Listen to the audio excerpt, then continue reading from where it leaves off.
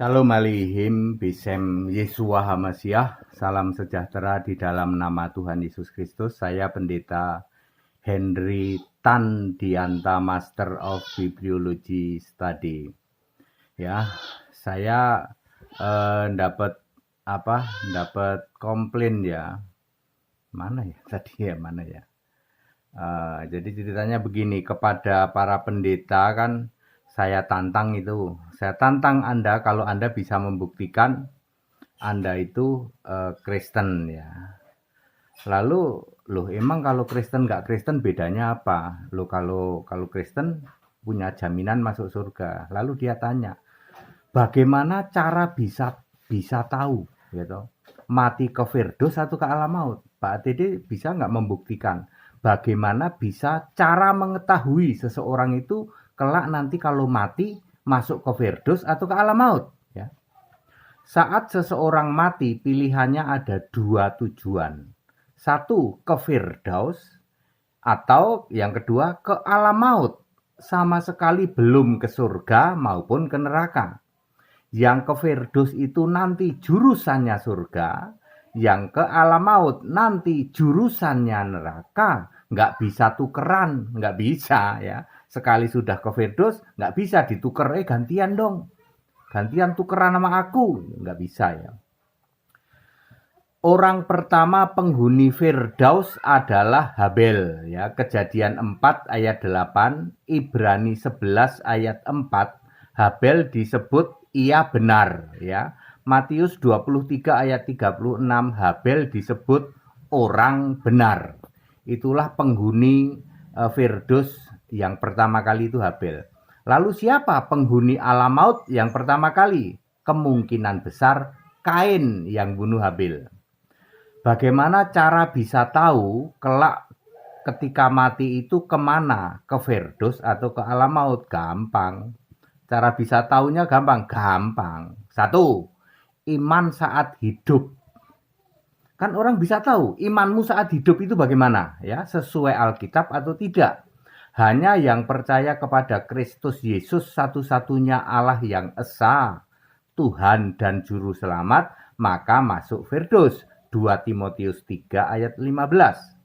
Sejak zaman perjanjian lama, Allah itu esa. Maleakhi 2 ayat 15. Esa artinya satu Allah. Maleakhi 2 ayat 10. Sudah ada juru selamat di perjanjian lama. Yesaya 63 ayat 8 dan 9. Dialah Tuhan huruf besar semua yang mempunyai kitab kehidupan. Keluaran 32 ayat 33, dialah Yesus. Iman kepada Allah lainnya ya, selain iman kepada Kristus Yesus tidak laku untuk keselamatan. Misalnya iman kepada Bapa Tritunggal, Bapa dan Bunda Allah, iman pada patung Yesus, itu semua tidak laku untuk keselamatan. Jadi dari iman pada saat hidup ketahuan dong, ketahuan. Nomor 2, iman saat mati. Nah, ya, apakah selama hidup imannya terpelihara? Apakah saat matinya? Jangan-jangan dia murtad ya. Murtad atau tidak? Apakah imannya ke Allah lain gitu atau tidak ya? Hanya orang yang mati beriman dalam Kristus yang dijamin selamat dan dibangkitkan. 1 Tesalonika 4 ayat 16. Jika mati dalam iman ke Allah lain tidak laku, misalnya iman ke Bapa Allahnya Tritunggal atau iman ke Allah lainnya tidak laku. Ketahuan saat hidup imannya ke siapa, saat mati imannya ke siapa. Nomor 3, cara matinya, bunuh diri atau tidak. Ya, bunuh diri beda dengan mati, misalnya kecelakaan ya beda ya. Bunuh diri atau tidak. 1 Korintus 3 ayat 17. Orang yang membinasakan bait Allah itu B-nya huruf kecil, artinya tubuh kita. Membinasakan tubuh kita artinya bunuh diri, akan dibinasakan Allah. Contoh, Yudas Iskariot. Rohnya 100% masuk alam maut, jurusan neraka. Karena Yudas Iskariot bunuh diri, mati gantung diri. Matius 27 ayat 5. Bukan karena Yudas Iskariot mengkhianati Yesus. Kalau mengkhianati anak manusia diampuni. tapi bunuh dirinya kagak diampuni. Jadi Yudas Iskariot itu masuk ke alam maut jurusan neraka bukan karena mengkhianati Yesus, tapi karena bunuh diri. Nomor 4, apakah melakukan 2 dosa maut selain bunuh diri?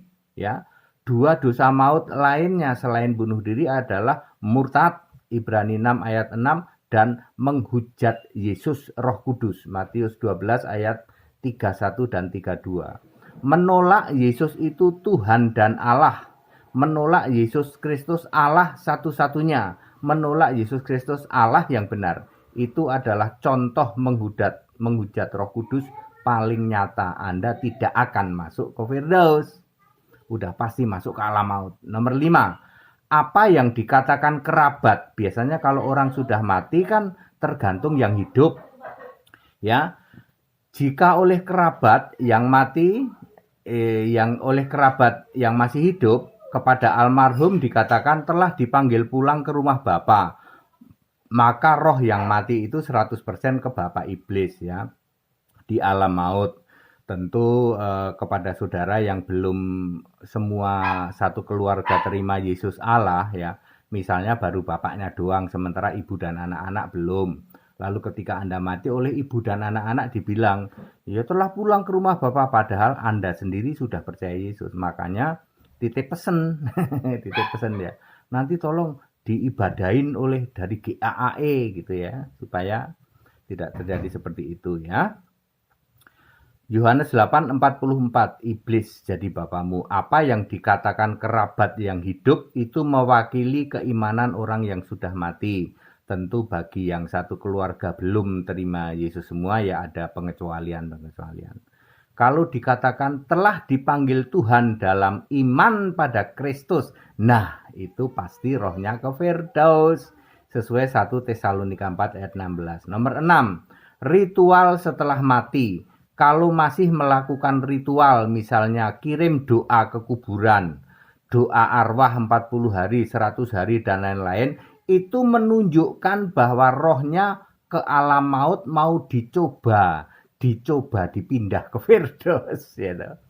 Ya, orang mati tidak bisa pindah lokasi dari alam maut pindah ke Firdaus meski didoakan sambil baca mantra sampai mulut berbusa sekalipun.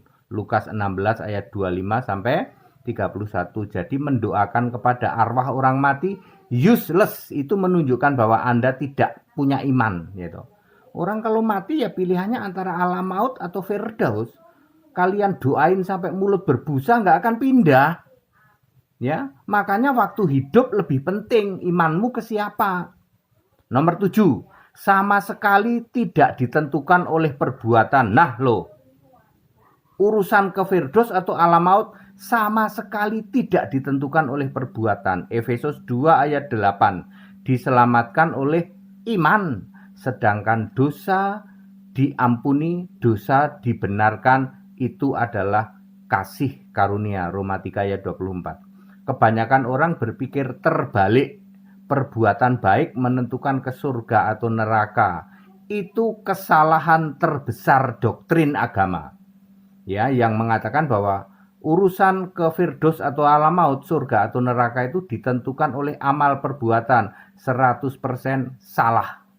Lukas 23 ayat 43, penjahat di sebelah Yesus disalib sama sekali tidak berbuat baik, tapi karena beriman maka ia ke Firdaus. Nah, ini nomor 8. Perbuatan baik ditukar dengan mahkota. Matius 25 ayat 34. Mari hei kamu, terimalah kerajaan. Lambang kerajaan adalah mahkota.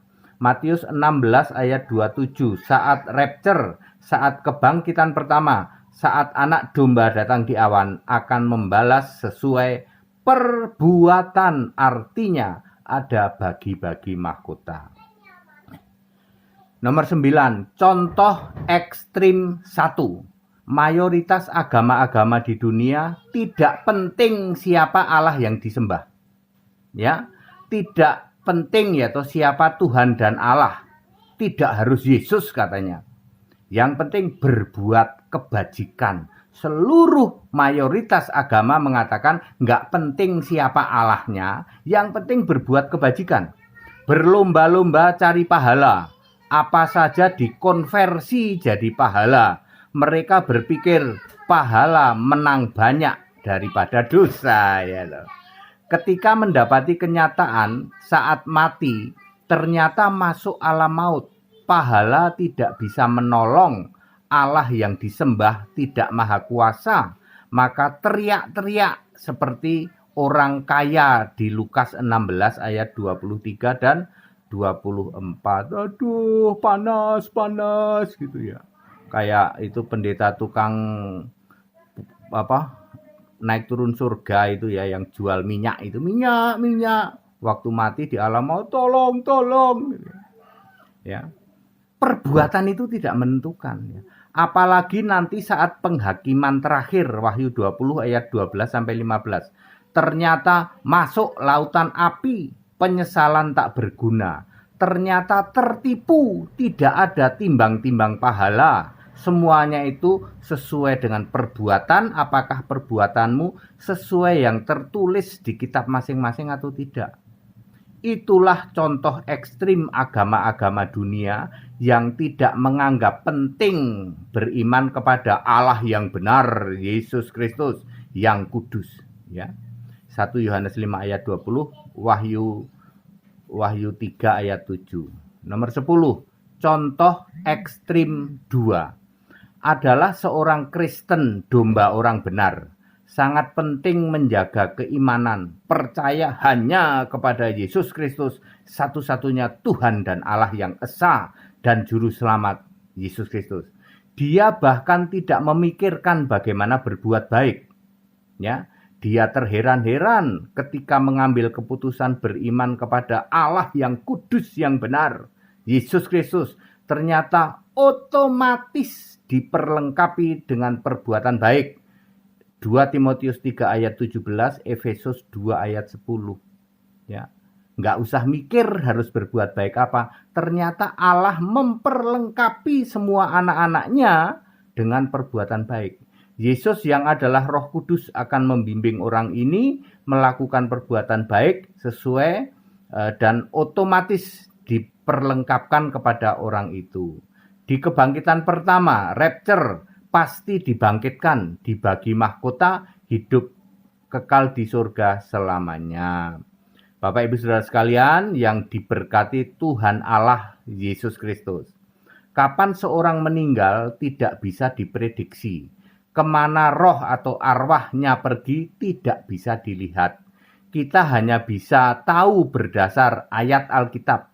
Kemana selagi hidup, keimanannya kemana?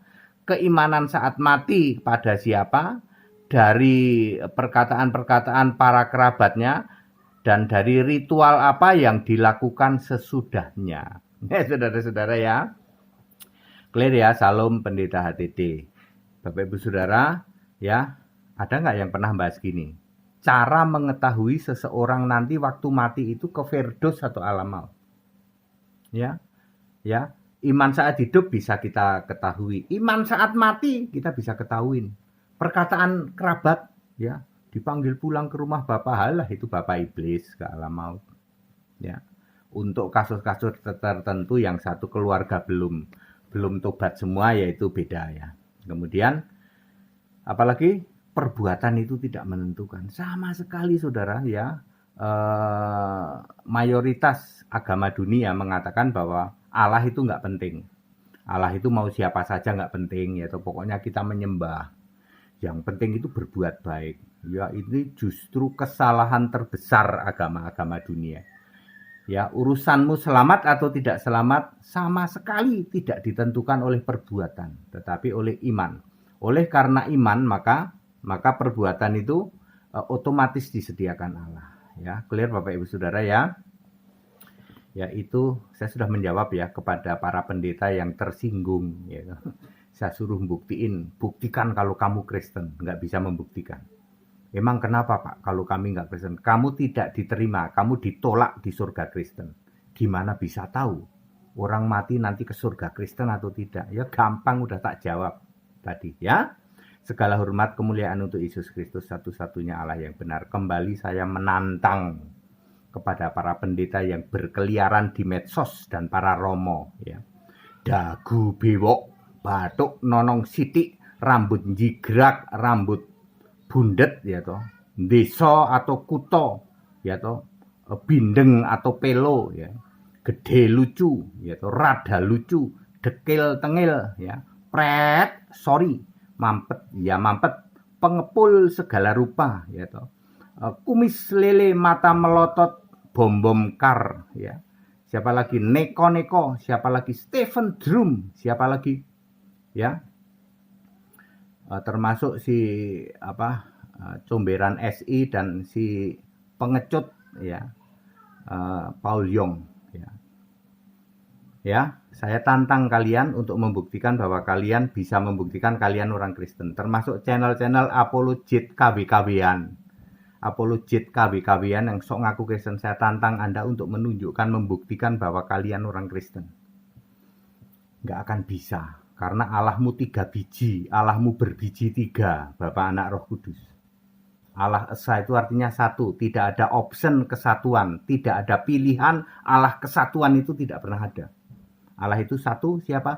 Yesus Kristus. Allah yang Esa, Juru Selamat, Tuhan itu Yesus Kristus. Dari kapan? Dari sebelum segala abad, sebelum ada kehidupan, sebelum ada segala sesuatu, sudah ada Allah yang sebagai Alfa. Siapakah dia?